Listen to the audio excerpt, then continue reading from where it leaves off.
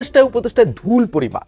একদিকে আমরা দেখতে পাচ্ছি ডক্টর মোহাম্মদ ইউনূসকে নাকি 5 বছর দরকার, অনেক দিন দরকার, যতদিন বেঁচে থাকবেন ততদিন দরকার।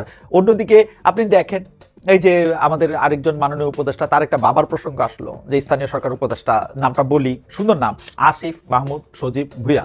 তো আসিফ মাহমুদ সজীব ভুঁইয়া মানে কি বলতেছেন তার বলাটা আগে একটু শুনি। আমাদের তো কাজ তো শোনা, আমরা একটু বলাটা শুনি। উনি বলতেছেন রাষ্ট্রের যে কোনো ব্যক্তি ব্যবসা করার উদ্দেশ্যে যে কোনো লাইসেন্স করতেই পারে, তবে আমি সংশ্লিষ্ট মন্ত্রণালয়ের দায়িত্বরত থাকা অবস্থায় বাবার ঠিকাদারি ব্যবসায় জড়ানো স্পষ্টভাবে কনফ্লিক্ট অফ ইন্টারেস্ট বিষয়টি বোঝানোর পর আজ বাবার আবেদনের প্রেক্ষিতে লাইসেন্সটি বাতিল করা হয়েছে। বাবা হয়তো কনফ্লিক্ট অফ ইন্টারেস্টের বিষয়টি বুঝতে পারেননি, সেজন্য বাবার পক্ষ থেকে ক্ষমা প্রার্থনা করছি। 24শে এপ্রিল বৃহস্পতিবার স্থানীয় সরকার উপদেষ্টা ফেসবুকে পোস্ট দিয়ে এসব কথা তিনি বললেন। প্রথম কথা হচ্ছে যে আসিফ মাহমুদ সজীব ভুঁইয়ার বাবা এটি বুঝতে পারেননি। মানে আচ্ছা, প্রথম কথারও আগে একটু প্রথম কথা আমি বলিনি।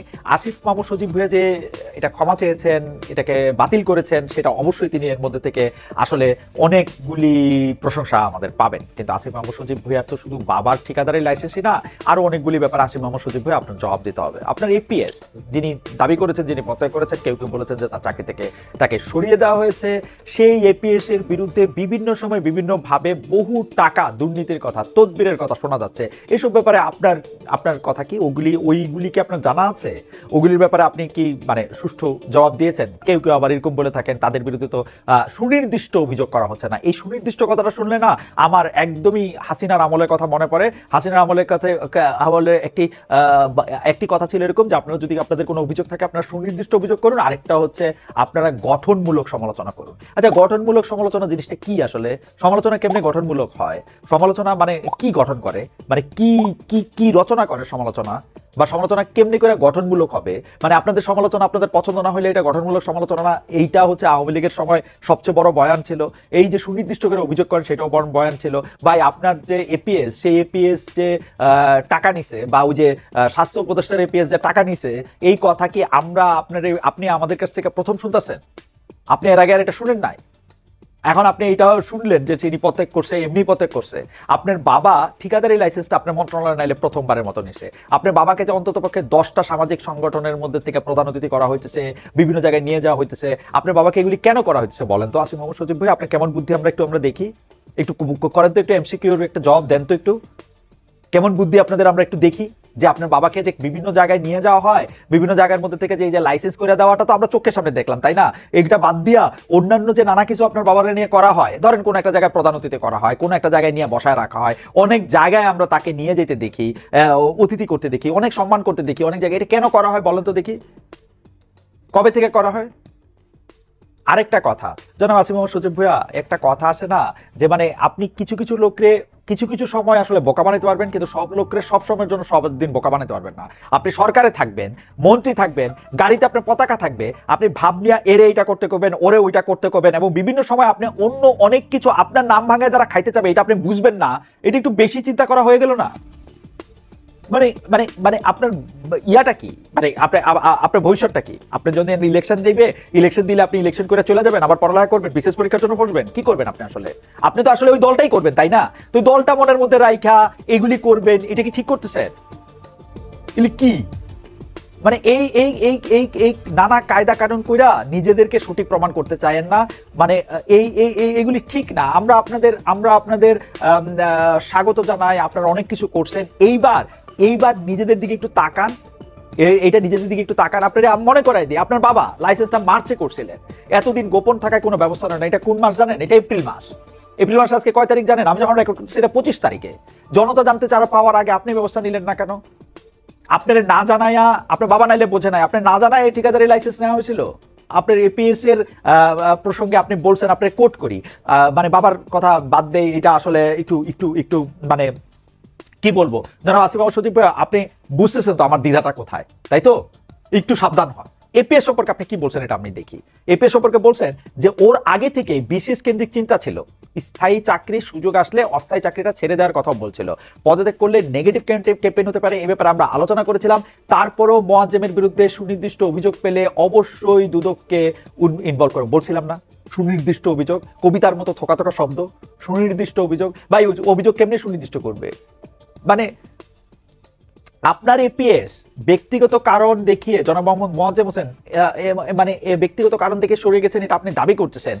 আপনি বিবিসি বাংলার কাছে এমনি এমনি এমনি এমনি এমনি ব্যাখ্যা করলেন। আপনি দেখেন জনাব আসিফ মাহমুদ সজীব ভাই, আমাদের কোথায় নানা রকম দ্বিধা তৈরি হয়। নিজের বাবার বিষয়ে কিন্তু আপনি ক্ষমা চাইছেন, কিন্তু এপিএস এর পক্ষে কেন আপনি ব্যাটিং করতেছেন? বৃহস্পতিবারের যুগান্তরের এক প্রতিবেদনে বলা হয়েছে, আপনার জনাব মোহাম্মদ আসিফ মাহমুদ সজীব ভুঁইয়া আপনার সাবেক এপিএস মোহাম্মদ মোয়াজ্জেম হোসেনের বিরুদ্ধে তদবির বাণিজ্যের অভিযোগ উঠেছে। প্রায় একই ধরনের অভিযোগ উঠেছে স্বাস্থ্য উপদেষ্টা, ব্যক্তিগত কর্মকর্তা, ছাত্র প্রতিনিধি তুহিন ফারাবী ও ডাক্তার মাহমুদুল হাসানের বিরুদ্ধে। এই প্রতিবেদনের শিরোনামটাও একটু বলতে হয়, দুই উপদেষ্টার এপিএস ও পিওর দুর্নীতি, তদবির বাণিজ্যে আয় শত কোটি টাকা। অভিযোগটা কি একটু সুনির্দিষ্ট হয়েছে জনাব উপদেষ্টাগণ? মানে আসিফ মাহমুদ সজীব ভুঁইয়ার কথাই খালি এতক্ষণ কইলাম, স্বাস্থ্য উপদেষ্টার কথা তো বললামই না। মানে মানে শুক্রবার জানতে পারলাম যে দুই উপদেষ্টার এপিএসসি এর দুর্নীতি অনুসন্ধানে নেমেছে দুদক। এইটা একটা এই খবরটা ভালো। কথা হচ্ছে যে এপিএসরা কি নিজেদের বসের অজান্তে দুর্নীতি করতে পারে? কিভাবে সম্ভব? এপিএস এর তো আর ওই পাওয়ার নাই না, এপিএসরা তো আর লেখা পাঠান না, কোনো কিছু লিখতে হলে তো আপনারই লিখতে হবে, তাই না? উপদেষ্টা আসিফ নিজের অবস্থান ব্যাখ্যা করেছেন, কিন্তু স্বাস্থ্য উপদেষ্টা নূরজাহান বেগম নিজের এপিএস এর বিরুদ্ধে অভিযোগ নিয়ে কি বলবেন? শেখ হাসিনার পিয়ন 400 কোটি টাকা কামাই করে যুক্তরাষ্ট্রে পাড়ি জমায় কয়েক বছর আগে, আর বর্তমান স্বাস্থ্য উপদেষ্টা এপিএস নাকি এখন রাশিয়া। ছাত্র প্রতিনিধি হিসেবে আসা পিওকে নাকি অপসারণ করা হয়েছে। মানে কি আর বলবো। দেখেন, এই নূরজাহান বেগম ম্যাডাম কিন্তু মানে আমরা আসিফ মাহমুদ সজীব ভুঁইয়ারে চিনি, আন্দোলনের সময় থেকে চিনি আমরা, উনি বই লিখছেন এই সময় থেকে চিনি, উনি ওই যে টিভিতে সাক্ষাৎকার দেন তার জন্য চিনি, উনি শুরু থেকে মন্ত্রী আছেন তার জন্য চিনি। নূরজাহান বেগমকে তো আমরা চিনতেছি না। নূরজাহান বেগম তো আমাদের সামনেও আসেন না। নূরজাহান বেগম তো আমাদেরকে কোনো জবাব দেওয়ার প্রয়োজনও মনে করেন না। আসিফ মাহমুদ সজীব ভুঁইয়া তো অন্ততপক্ষে বাবার জন্য হলেও দুঃখ প্রকাশ করছেন। এখন বাবার থেকেও বেশি প্রেম, বা বাবার থেকে বেশি নিশ্চয়ই না, কিন্তু ওইটার ক্ষেত্রে তো তিনি কোনো দুঃখ প্রকাশ করেন না আসিফ মাহমুদ সজীব ভুঁইয়া। এটা নিয়ে আমরা তারা কথা শোনাইতে পারি, কিন্তু নূরজাহান বেগমের ঘটনা কি? নূরজাহান বেগম তো আসলে মানে আমাদের পাত্তাই দেন না। উনি আমাদেরকে এসে কোনো প্রশ্নের জবাব দিচ্ছেন বা কোনো কিছু করছেন, এরকম আমরা কোনো কিছু শুনি নাই। আমরা নূরজাহান বেগম কে খোঁজ নিলে আমরা জানতে পারি যে তিনি গ্রামীণ ব্যাংকে ছিলেন বা তিনি ডক্টর মোহাম্মদ ইউনূসের সাথে দীর্ঘদিন কাজ করছেন। বাহ বাহ বাহ, মানে ফ্যান্টাস্টিক না? ইন্টারেস্টিং না? আপনাকে উপরে ছেড়ে দিলাম, পরে এটা নিয়ে আবার কথা কমনে। নূরজাহান বেগম নিয়ে কিন্তু আমার আসলে কৌতূহলের সীমা নাই। উনি আসলে কি করতেছেন, স্বাস্থ্য মন্ত্রণালয়টা আসলে কিভাবে চলতেছে, কারে নিয়োগ দিতেছেন, কে দুর্নীতি করতেছে, কে কি করতেছে, এই পুরোটা নিয়ে কিন্তু আমার মানে অনেক কৌতূহল আছে। এইবার গত সপ্তাহে একটা ইন্টারেস্টিং ব্যাপার হলো যে নতুন রাজনৈতিক দল মানে দল প্রতিষ্ঠার এক ধরনের, মানে এই শব্দটা ব্যবহার করলে যেন আমার কাছে কিরকম লাগে, কিন্তু এটা করতেই হইতেছে, এক ধরনের হিরিক পড়ছে। জুলাই আগস্ট আন্দোলনে সফল হওয়ার পর নতুন রাজনৈতিক দল, ছাত্র সংগঠন, সামাজিক রাজনৈতিক প্ল্যাটফর্ম প্রতিষ্ঠার হিরিক আগেই লাগছিল। এখন এই গত 1-2 মাসে ব্যাঙের ছাতার মতো রাজনৈতিক দলের আত্মপ্রকাশ করছে। গত 8 মাসে তৈরি হয়েছে এমন রাজনৈতিক দলের সংখ্যা নাকি 2 ডজনেরও বেশি। সমন্বয়কদের উদ্যোগে গঠিত জাতীয় নাগরিক পার্টি এনসিপি ছাড়া বাকিদের কোনো প্রাসঙ্গিকতা কি আছে?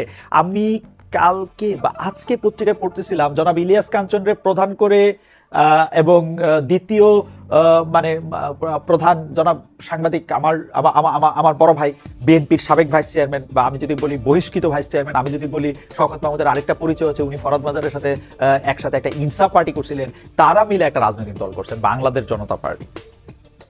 ইন্টারেস্টিং নামটা যদি ভুল না বলে থাকে, বাংলাদেশ জনতা পার্টি তারা করছেন। এই নতুন দলগুলির মধ্যে যারা এনসিপির, মানে আমি যত সমালোচনাই করি না কেন, তবুও এই ন্যাশনাল সিটিজেন পার্টি বা জাতীয় নাগরিক পার্টির কিছুটা জাতীয় নাগরিক পার্টির সম্ভাবনা আছে। তাদের মধ্যে থেকে আমরা আসলে আশায় তাদের নিয়ে বুক দেখতে পারি, সামনে বড় কিছু দেখতে পারি, তাদের মধ্যে নেতৃত্বে বা তাদের নেতৃত্বে বেশ কিছু সংস্কার হওয়ার স্বপ্ন আমরা এরকম দেখতে পারি। কিন্তু কিন্তু কিন্তু বাকি যে নতুন রাজনৈতিক দল করতেছে তাদের আসলে প্রাসঙ্গিকতাটা কি? এবং নতুন দলগুলির নামও আমরা দেখতে পাচ্ছি কাছাকাছি, আমজনতা, আমজনতা, জনতা পার্টি, এরকম শব্দের, জনতা এরকম শব্দ নিয়ে ছড়াছড়ি। এবং এদের কিন্তু নিজেদের মধ্যে অভিযোগ আর পাল্টা অভিযোগ আসে।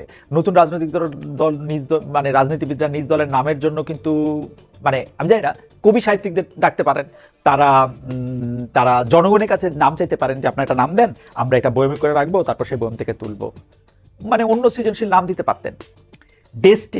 ডেস্টিনির এমডি রফিকুল আমিন উনি দল ঘোষণা করলেন বাংলাদেশ আম জনতা পার্টি। আম জনতা পার্টি, তিনি দাবি করছেন 5 আগস্ট নাকি দল করে এমন লোকজন, এমনকি জঙ্গি সংগঠন করে এমন লোকজনও কারাগার থেকে ছাড়া পেয়েছেন। তিনি কোনো দলে না থাকায় সেই সুবিধা পাননি, সামনের দিনে সহজ কারাগার থেকে মুক্তি পেতে এবার নিজেই দল করে ফেললেন। সিরিয়াসলি, মানে ডেস্টিনিও কি এখন আমাদেরকে বলতে চায় যে ডেস্টিনির বিরুদ্ধে যেসব অভিযোগ তার সবই রাজনীতির? মানে ডেস্টিনির বিরুদ্ধে যা কিছু অভিযোগ সবকিছুই একটা রাজনীতি সংশ্লিষ্ট বিষয়, তাকে এখন রাজনীতি করে সেটা জবাব দিতে হবে? 2014 সালে 2024 সালে বাংলাদেশ আওয়ামী লীগ নির্বাচন অংশগ্রহণমূলক দেখাতে বেশ কিছু ভুইফোড় দল সামনে নিয়ে আসে। এখনো কি সেই প্রবণতা, এখনো কি নির্বাচনকে অংশগ্রহণমূলক দেখাতে হলে বেশ কিছু এরকম পার্টির দরকার হলো? 111-এর সময় বেশ কিছু কিংস পার্টি হয়েছিল যেগুলির সঙ্গে গোয়েন্দা সংস্থা যুক্ত ছিল বলে পরে জানা গেছে, মানে তখন বুঝাই গেছিল, জানা গেছে। কিন্তু এখন যেসব পার্টিগুলি হইতেছে এগুলির সাথে গোয়েন্দা সংস্থার অনেক বেশি যোগাযোগ থাকা। এই আওয়ামী লীগ সরকারের সময় কিন্তু অনেকগুলি পার্টি হয়েছিল এরকম, যেমন বিএনপি না হইয়া বিএমপি, মানে যেটা দেখলে বিএনপির মতো তৃণমূল বিএনপি, এগুলি আবার খুব দ্রুত নির্বাচন কমিশনের পাইছিল, নিবন্ধনও পাইছিল। মানে এইটা দেখা মনে হয় গত 1-2 মাসে যেভাবে নতুন নতুন দল আসতেছে তাতে এগুলির সঙ্গে উত্তরপাড়া, কচুক্ষেত, গোয়েন্দাদের কোনো যোগ আছে কিনা সেটা নিয়ে আলোচনা হইতে পারে, কিন্তু দলগুলির স্ট্যান্ডার্ড দেখা মনে হইতেছে না যে আমাদের উত্তরপাড়া বা কচুক্ষেত বা গোয়েন্দাদের স্ট্যান্ডার্ড এত নেমে গেছে। I am very sorry to say, কারণ 4-5 মিলে হঠাৎ করে একটা দল। হাওয়েভার অন্তর্বর্তী সরকার নিজেদের মেয়াদ ও জাতীয় নির্বাচনে কিছুটা ধোঁয়াশা তৈরি করে রেখেছে। ও আরেকটা কথা, অন্তর্বর্তী সরকার যতই জাতীয় নির্বাচন নিয়ে কিছুটা ধোঁয়াশা করে রাখুক, এর সঙ্গে নতুন নতুন দল তৈরি করার সম্পর্ক আছে কিনা এর জন্য বলতে চাই যে আওয়ামী লীগ নাই সিনে, প্রধান যে বিরোধী দল আওয়ামী লীগ আমলে ছিল জাতীয় পার্টি, সেইটাও কিন্তু কম বেশি সিনে নাই। এখন জাতীয় পার্টি নানা ধরনের নাম ছিল, জাতীয় পার্টিতে আমার অনেক বন্ধুরা আছেন, আমার অনেক জাতীয় পার্টির একটা জনপ্রিয় ডাক নাম ছিল যাত্রা পার্টি। এখন সেই যাত্রা পার্টির শূন্যস্থান পূরণ করার জন্য নতুন নতুন রাজনৈতিক দল আসছে কিনা সেইটাও একটা কথা হইতে পারে।